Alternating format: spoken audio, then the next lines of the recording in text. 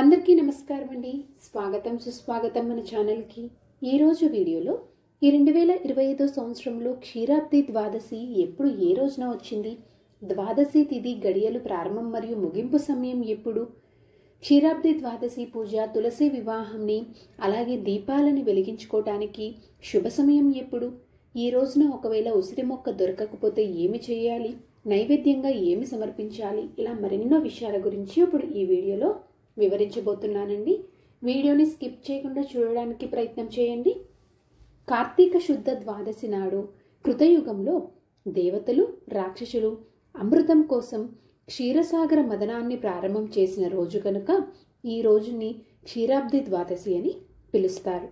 ఈ రోజుని దామోదర ద్వాదశి అని, చిలుకు ద్వాదశి అని, యోగేశ్వర ద్వాదశి అని కూడా అంటారు. ఉత్తాదన ఏకాదశి అంటే కార్తీక శుక్ల శుద్ధ ఏకాదశి నాడు శ్రీ మహావిష్ణువు నిద్రలోంచి మేల్కొంటాడు.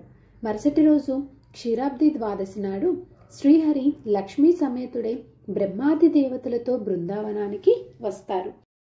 అందుచేతనే తులసి మొక్క వద్ద క్షీరాబ్ది ద్వాదశి నాడు దీపములు వెలిగించి పూజలను జరపడం అనాదిగా వస్తున్న ఆచారము.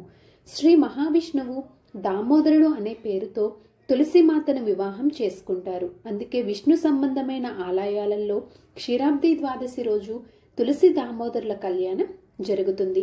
పెళ్ళైన దంపతులు దేవదేవతలు కళ్యాణ వేడుకలను తిలకించి అక్షింతలు వేసుకుంటే చాలా మంచిది అని పురాణాలు శాస్త్రాలు పెద్దలు తెలియచేస్తున్నారు. ఇంత ప్రాముఖ్యత, ఇంత విశిష్టతమైనటువంటి ఈ క్షీరాబ్ది ద్వాదశి అనేది ఈ సంవత్సరం ఎప్పుడు వచ్చింది అంటే స్వస్తిస్త్రీ చాంద్రమాన శ్రీ విశ్వావసు నామ సంవత్సరం దక్షిణాయనం శరదృతువు కార్తీక మాసం శుక్లపక్షం ద్వాదశి తిథి ప్రారంభం నవంబర్ 2, 2025 ఆదివారము ఉదయం 7:31 నుంచి ప్రారంభమయ్యి నవంబర్ 3, 2025 సోమవారము తెల్లవారుజామున 5:07 వరకు ద్వాదశి తిథి అనేది ఉంటుంది. క్షీరాబ్ది ద్వాదశిని జరుపుకోవాల్సినటువంటి తేదీ నవంబర్ 2, 2025 ఆదివారం రోజున. ఈ రోజున నక్షత్రము పూర్వాభాద్ర. నవంబర్ 2 తెల్లవారుజామున 5:03 వరకు. క్షీరాబ్ది ద్వాదశి పూజని, తులసి వివాహంని, దీపాలు వెలిగించుకోవడానికి శుభ సమయం గురించి ఇప్పుడు తెలుసుకుందాము. సాధారణంగా క్షీరాబ్ది ద్వాదశి పూజని కానీ, తులసి వివాహంని కానీ, దీపాలు వెలిగించడం కానీ సాయంత్రం పూట ద్వాదశి తిథి గడియలు ఉన్న సమయంలోనే చేసుకోవాలి.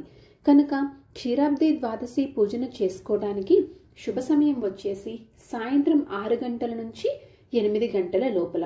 మీరు ఈ 6 గంటలకి మీరు క్షీరాబ్ది ద్వాదశి పూజని ప్రారంభించుకోవడము చేసుకోవాలి.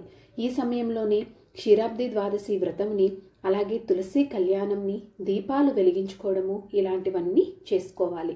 మామూలుగా పూజ చేసుకునేవారైనా కూడా క్షీరాబ్ది ద్వాదశి వ్రతం కాకుండా నార్మల్గా పూజ చేసుకునేవారు కూడా ఈ సమయంలో చేసుకోవచ్చు. ఈ రోజున నైవేద్యంగా పానకం, వడపప్పు, చలిమిడిని తప్పకుండా నివేదించాలి.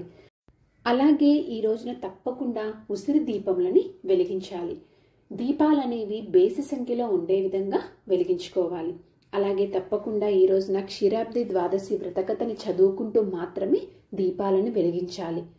ఈ రోజున ఒకవేళ ఉసిరి మొక్క దొరకకపోతే ఏమి చేయాలి అంటే సాధారణంగా మనకి బయట అమ్ముతూ ఉంటారు, అలాగే నర్సరీస్లో కూడా అమ్ముతూ ఉంటారు. మీకు వీలైతే అక్కడికి వెళ్ళి తెచ్చుకోవడానికి ప్రయత్నం చేయండి. ఒకవేళ అలా కూడా కుదరకపోతే ఉసిరికాయలు అనేవి తీసుకొని వచ్చి తులసి మొక్క దగ్గర పెట్టుకొని పసుపు కుంకుమ బొట్లు అనేవి పెట్టి ఉసిరికాయలకి తులసి మొక్క మొదట్లో పెట్టుకొని ఉసిరి చెట్టుగా భావించుకొని మీరు పూజ అనేది చేసుకోవచ్చు. సో ఇదండి ఈరోజు వీడియో. మీకు ఈ వీడియో ఎంతో కొంత ఉపయోగపడుతుంది అనుకుంటున్నానండి. మీకు ఇంకేమైనా సందేహాలు అనేది ఉంటే కామెంట్ రూపంలో తెలియచేయండి. తప్పకుండా మీ సందేహాలకి సమాధానం అనేది ఇస్తాను.